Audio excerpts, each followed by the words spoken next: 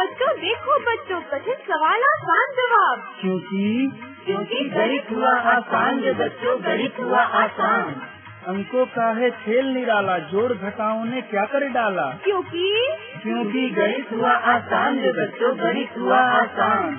शून्य का है खेल अजब, अंकों के संग करे गजब। कभी अंकों को शून्य बनाता या अंकों का मान बढ़ाता। क्योंकि गणित हुआ आसान जो बच्चों, गणित हुआ आसान। अलवर की आवाज 90.8 FM पर मैं हूं आपके साथ, आपका दोस्त बसंत। गणित हुआ आसान के एक और अंक के साथ फिर से आपके साथ जुड़ गए हैं आप ही के अलवर की आवाज 90.8 FM पर।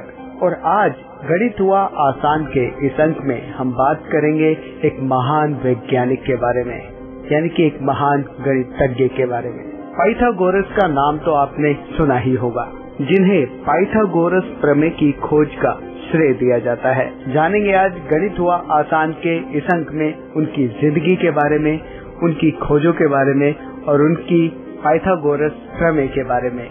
और इस विषय पर आपको जानकारी दे रही हैं IIT अलवर की असिस्टेंट प्रोफेसर अर्चना शर्मा, जिनका साथ दिया है अल्पना बिश्नोई ने। तो चलिए जानते हैं क्या है उनकी जीवन से जुड़े कुछ पहलू आप ही के अलवर की आवाज 90.8 FM पर।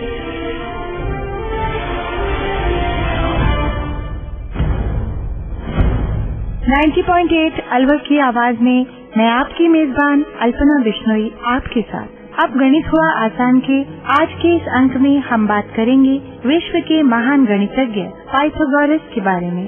और ये चर्चा करने के लिए हमारे स्टूडियो में मौजूद है IIT कॉलेज की assistant professor Archana Sharma. Ma'am, studio में आपका बहुत बहुत स्वागत है। धन्यवाद। सभी प्यारे श्रोताओं को मेरा नमस्कार।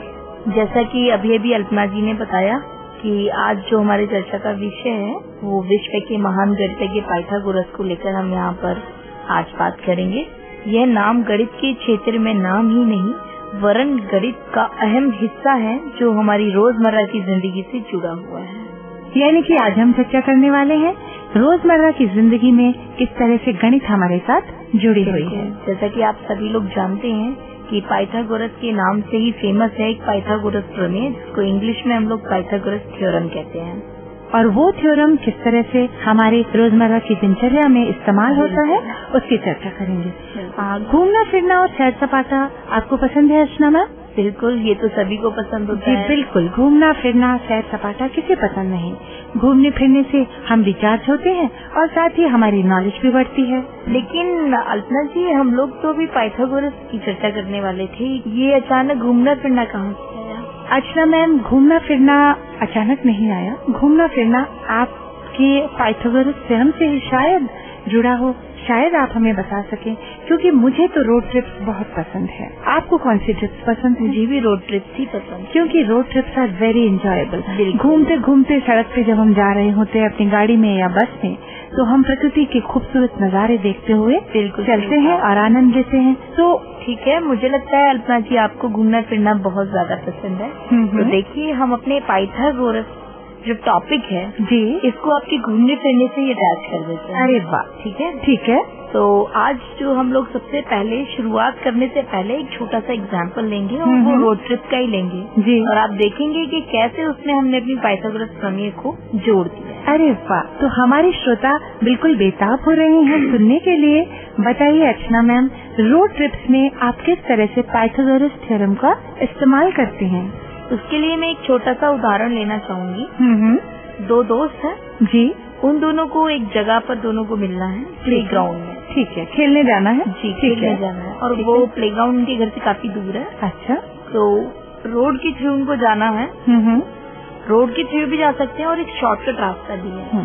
तो जब वो रोड के थ्रू जाएंगे। लेकिन अर्चना जी, आपने दोस्तों के नाम तो बताए नहीं। हाँ, दोस्तों के नाम मैं जरूर बताऊंगी, राम और श्याम जी।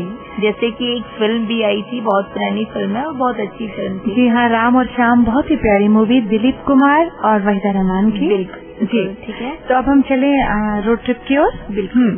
तो राम ऑलरेडी प्लेग्राउंड में श्याम का वेट कर रहा है। तो श्याम को जाना है राम के पास जी, तो वो बाई रोड भी जा सकते हैं, पर एक शॉर्टकट रास्ता और है जो तिरछा रास्ता है, और वो सीधे उनको खुले मैदान से होते हुए जाता है और सीधे कहाँ प्लेग्राउंड की तरफ। ठीक है, यानी राम वहाँ पहले पहुँच गए हैं, श्याम लेट हो रहे हैं, तो अब उनको क्या करना चाहिए?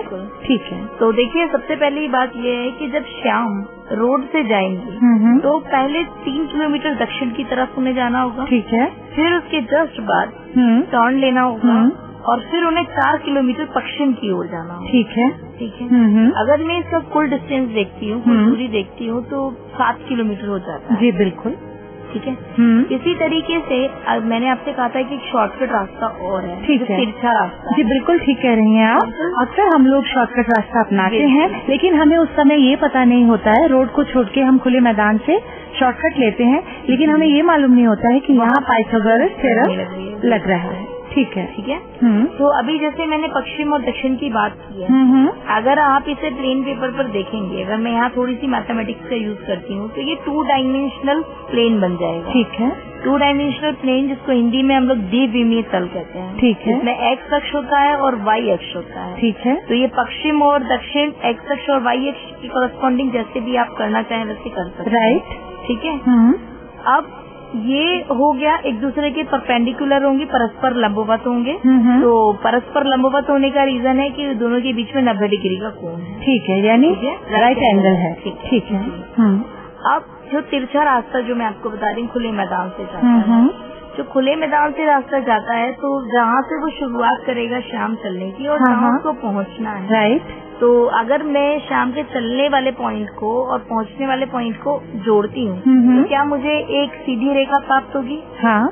अगर मुझे उस सीधी रेखा की दूरी पता चल जाए तो शायद मैं ये बात बता सकती हूँ कि कौन सा रास्ता मेरे लिए बेटर था, खुले मैदान से जाने वाला या रोड से जाने वाला। ठीक है, ठीक है।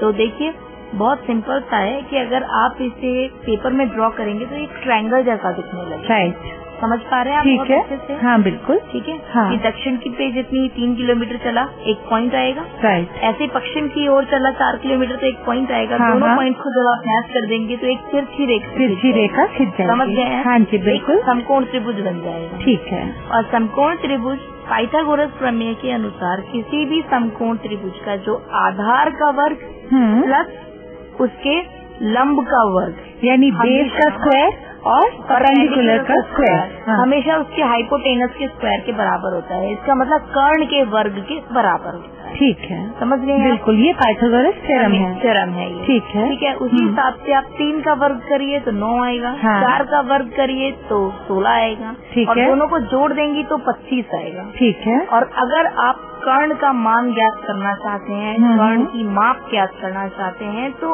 आप 9 + 16 बराबर जो 25 आया है उसका वर्गमूल ज्ञात करेंगे, जिसे इंग्लिश में स्क्वायर रूट कहते हैं। ठीक है। और 25 का वर्गमूल 5 होगा। ठीक है, ठीक है, ठीक है। यानी जो तिरछी रेखा आपने खींची है उसकी दूरी कितनी होगी? 5 किलोमीटर। 5 किलोमीटर। अब आप खुद ही यहाँ पर देख लीजिए कि 5 किलोमीटर है तिरछी रेखा, यानी खुले मैदान से जाने का जो समय है वो दूरी है वो कितनी है? 5 किलोमीटर। और जब वो रोड के थ्रू जाएगा तो 7 किलोमीटर। 3 + 4 7। अब आप मुझे बताइए विच वन इज शॉर्टर, कौन है जो छोटा रास्ता? 5 किलोमीटर छोटा रास्ता है, यानी 2 किलोमीटर से कम चलना पड़ेगा और वो जल्दी पहुंच जाएगा।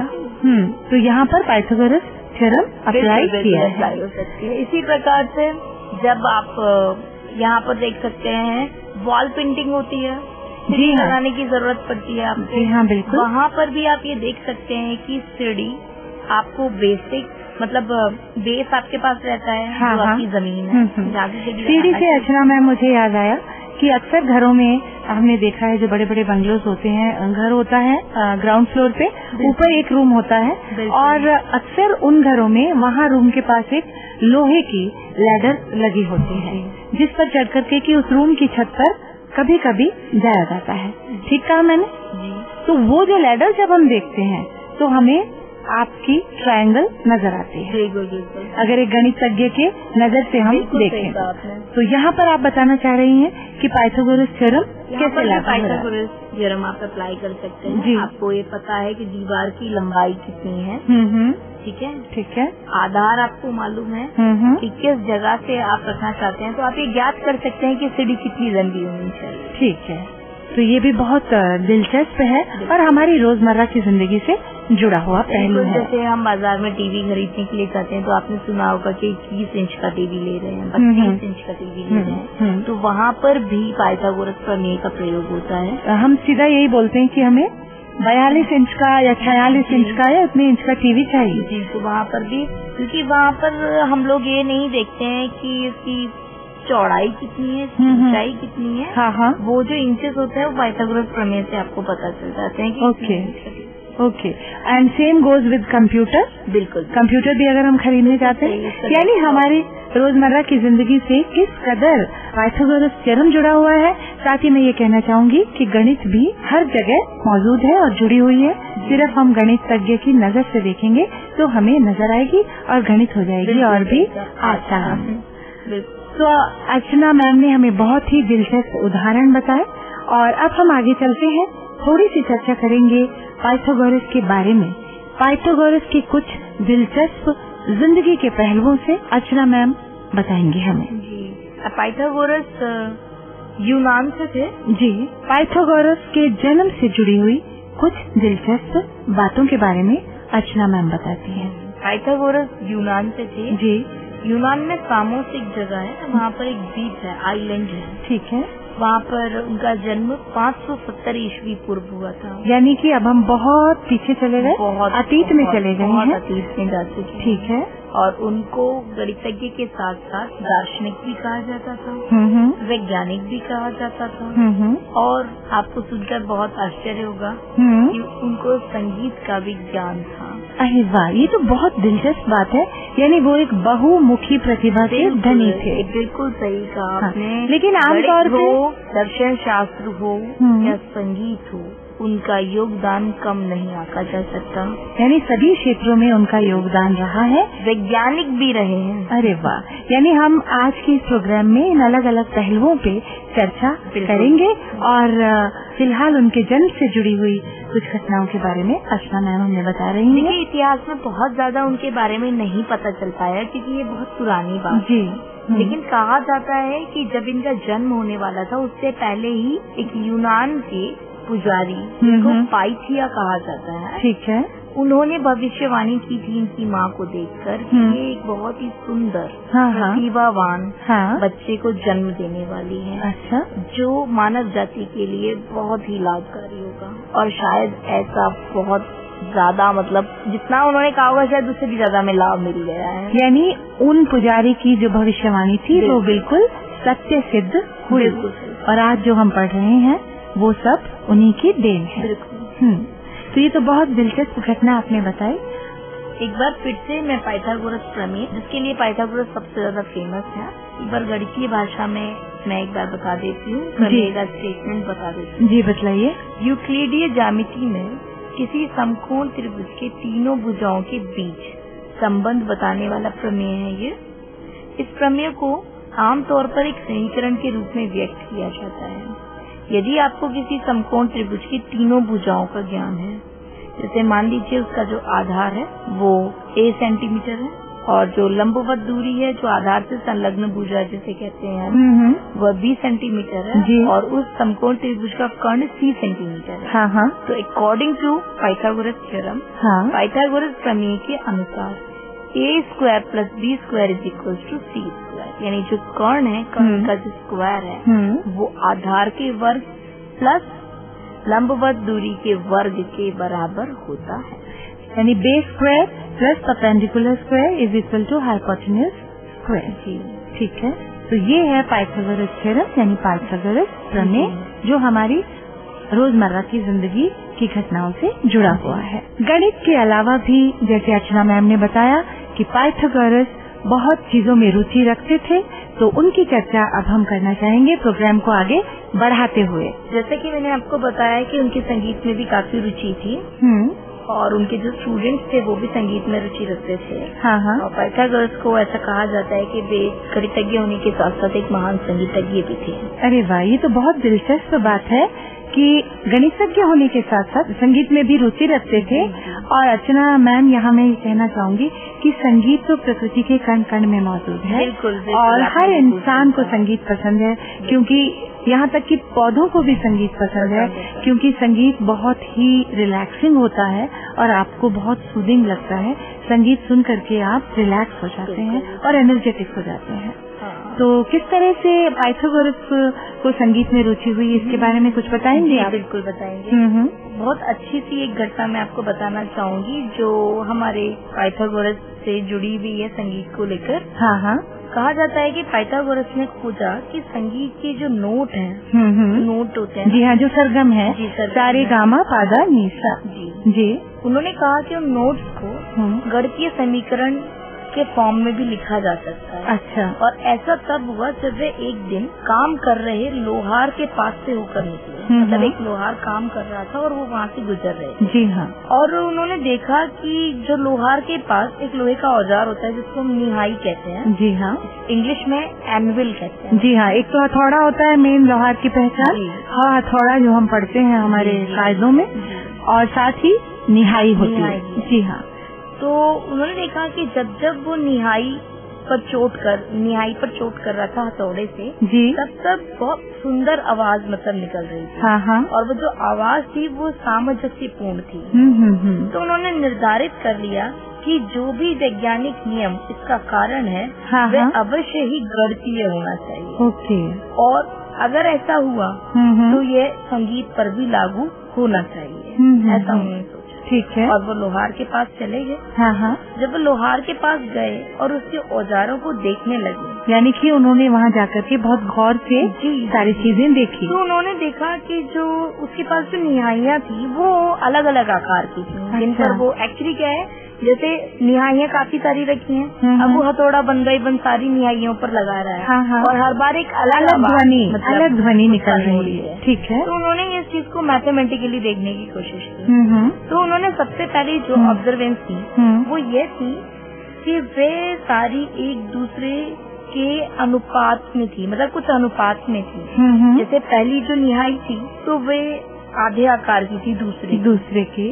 ठीक है। और तीसरी निहाई थी वो पहले वाले की 2/3 थी। ठीक है। इसी प्रकार से यानी कि हर निहाई की जो साइज आकार है वो घटता जा रहा था। ठीक है। तो उसी हिसाब से जो उनसे ध्वनि उत्पन्न हो रही थी वह भी अलग अलग थी। बिल्कुल। इसलिए उनके माइंड में ये चीज स्ट्राइक की अलग अलग साइज होने से जब ध्वनि अलग अलग उत्पन्न हो रही है, इसका मतलब यहाँ पर जरूर संख्याओं का कोई खेल है। बिल्कुल। और इसी बात पर मैं आपको एक छोटी सी, मतलब लाइन छोटी सी है लेकिन मतलब बहुत बड़ा है। हाँ हाँ। हमारे गणित में जो हमारा गणित क्षेत्र है उसमें ये कहा जाता है कि जो पाइथागोरस है, मतलब Pythagoras was the father of numbers. ठीक है, यानी संख्याओं के जनक। ठीक है जी, बिल्कुल। बहुत ही सुंदर बात आपने बतलाई कि किस तरह से संगीत में भी उन्होंने गणित को ही अप्लाई किया, क्योंकि वो गणितज्ञ तो थे ही। और उन्होंने ये बतलाया कि एक ही हथौड़ा जब अलग अलग साइज की निहाइयों पे उसको मारा जाता है तो अलग तरह की ध्वनि निकलती है, और उसको उन्होंने गणित से जोड़ा। तो वाकई में वो फादर ऑफ नंबर्स तो थे ही। और इवन उनकी ही स्टेटमेंट है खुद की, ऐसा वो कहते थे कि संख्या ही विचारों और रूपों का शासक है। ये बहुत बड़ी बात है अपने आप में अल्पना जी, कि संख्या और विचार, मतलब वो ये कहते थे कि जो हमारे विचार हैं, जी, जैसे अनगिनत विचार हैं। जी बिल्कुल। हमारा विचारों पे कोई कंट्रोल नहीं होता है, एक के बाद पर भी कोई कंट्रोल नहीं है, एक के बाद एक अनंत है ये। और उन्होंने कहा रूपों का शासक, तो ऑब्वियसली जैसे संख्याओं का फॉर्म चेंज होता है, बिल्कुल वैसे वैसे चीजें जो आपके सामने जो घटनाएं होती हैं वो भी बदलती रहती हैं। कोई छोटी है, कोई बड़ी है, कोई बहुत बड़ी है, कोई बहुत हल्की है, कोई बहुत भारी है। यानी खेल सारा ही संख्याओं का है। It is game of numbers. यानी गणित कितनी आसान है, क्यों अर्चना जी? आसान है ना? हाँ, और उम्मीद करती हूँ कि जो हमारे प्यारे बच्चे जो हमारा प्रोग्राम कंटिन्यू सुनते हैं और लगन से सुनते हैं, हाँ, डेफिनेटली उनको भी कुछ ना कुछ लाभ जरूर होगा।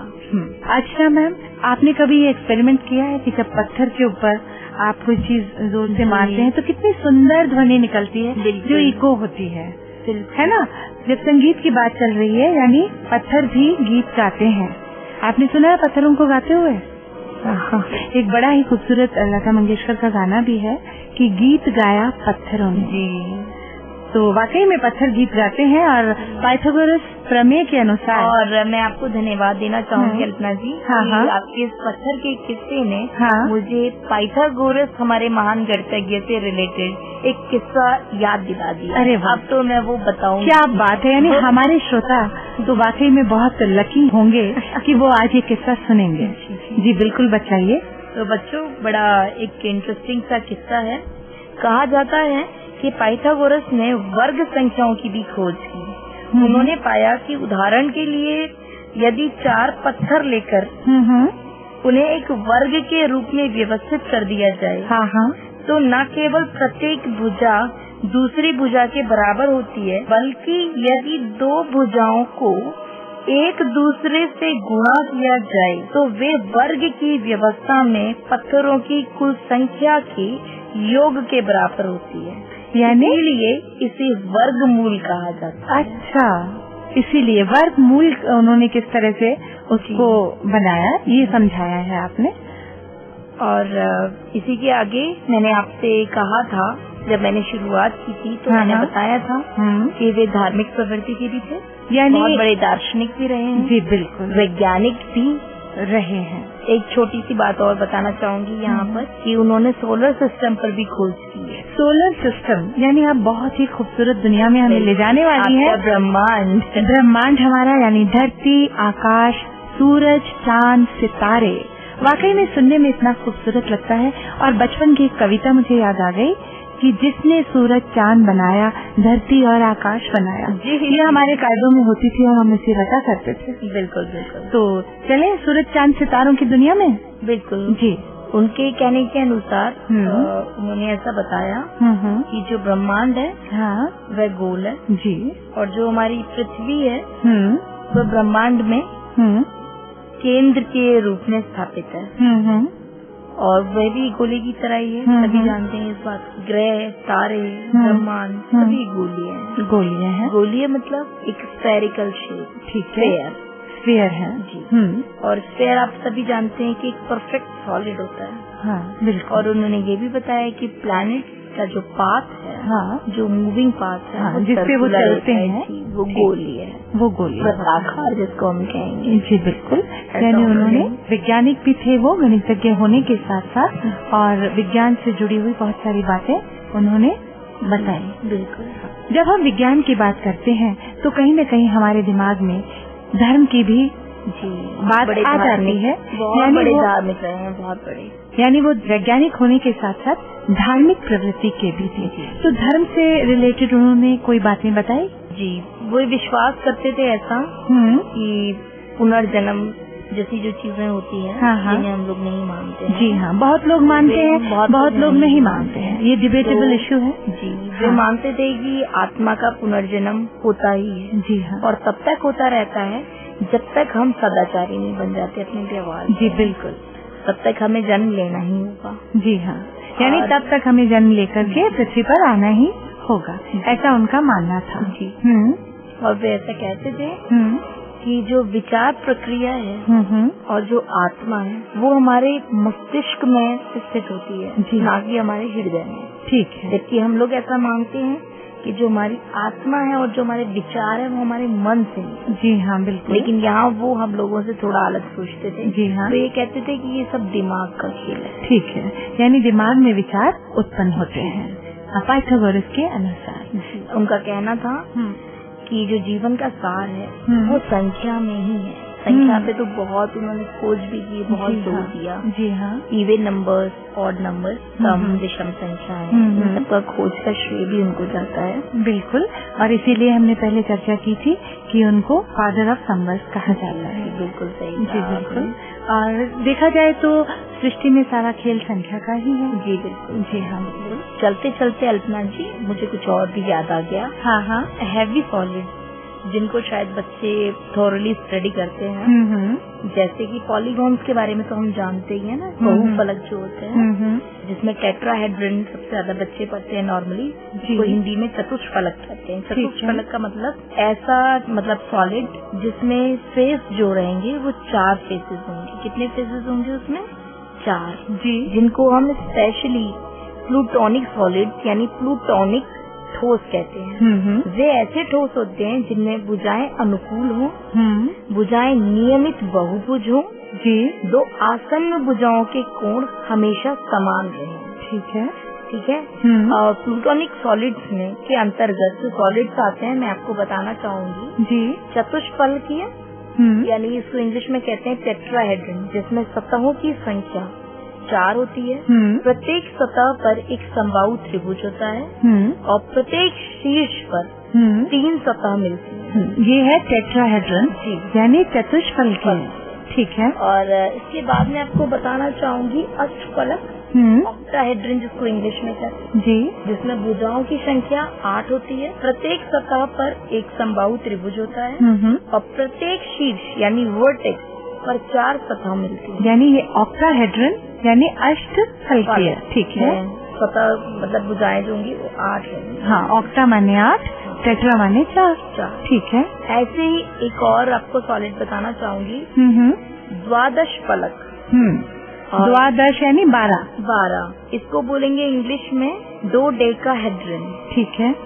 जिसमें जो भुजाओं की संख्या 12 होगी, प्रत्येक सतह पंच भुजक होगी, प्रत्येक शीर्ष पर 3 सतह मिलेगी। ठीक है, ठीक है। तो इस तरह के हैवी सॉलिड्स का भी उन्होंने खोज की थी। बिल्कुल ठीक है। तो यानी एक महान गणितज्ञ के और भी अलग अलग जो पहलू थे उनके बारे में आज हमने चर्चा की, और अर्चना मैम ने हमें बहुत ही दिलचस्प बातें बताई जो पाइथागोरस के जीवन से जुड़ी हुई थी। मैम, आपका बहुत बहुत शुक्रिया आज हमारे स्टूडियो में आने के लिए और हमारे श्रोताओं को इतनी दिलचस्प बातें बताने के लिए। मैं आपका भी पूरे दिल से धन्यवाद करती हूँ कि आपने मुझे इतना स्वर्ण अवसर दिया कि मैं बच्चों को अपनी कुछ विचार उनके साथ शेयर कर पाई। धन्यवाद। तो दोस्तों, हमें उम्मीद है कि आपको एक महान गणितज्ञ यानी कि महान वैज्ञानिक पाइथागोरस के बारे में जानकर बहुत अच्छा लगा होगा और बहुत सारी जानकारी आपको मिली होगी। इस विषय के बारे में आपको बता रही थी IIT अलवर की असिस्टेंट प्रोफेसर अर्चना शर्मा, और उनका साथ दिया अल्पना बिश्नोई ने। ये प्रोग्राम भारत सरकार के विज्ञान एवं प्रौद्योगिकी विभाग द्वारा प्रेरित एवं समर्थित किया गया। आपको ये प्रोग्राम कैसा लगा? आप अपने फीडबैक प्रतिक्रिया हमें दे सकते हैं। अपने फीडबैक देने के लिए हमारा पता है कम्युनिटी रेडियो अलवर की आवाज 90.8 megahertz, IIT group of institutions, north extension, MIA Alwar, Rajasthan. हमारे फोन नंबर है 9587908908 और दूसरा नंबर है 0144512190। आप हमें मेल भी कर सकते हैं। हमारी ईमेल आईडी है radio.alvar@gmail.com। और साथ ही इस प्रोग्राम को आप ऑनलाइन यानी कि इंटरनेट पर भी सुन सकते हैं। इंटरनेट पर सुनने के लिए आपको लॉगिन करना है www.i-radiolive.com पर, और साथ ही मैथमेटिक्स यानी गणित हुआ आसान के एपिसोड आप ऑनलाइन यानी कि इंटरनेट के माध्यम से एक दुनिया अनेक आवाज के वेबसाइट पर भी सुन सकते हैं। वेबसाइट है www.edaa.in। लॉगिन कीजिए और कहीं भी बैठकर ऑनलाइन आप इन मैथमेटिक्स के प्रोग्राम को सुन सकते हैं। इसी के साथ अपने दोस्त बसंत को दीजिए इजाजत। नमस्कार।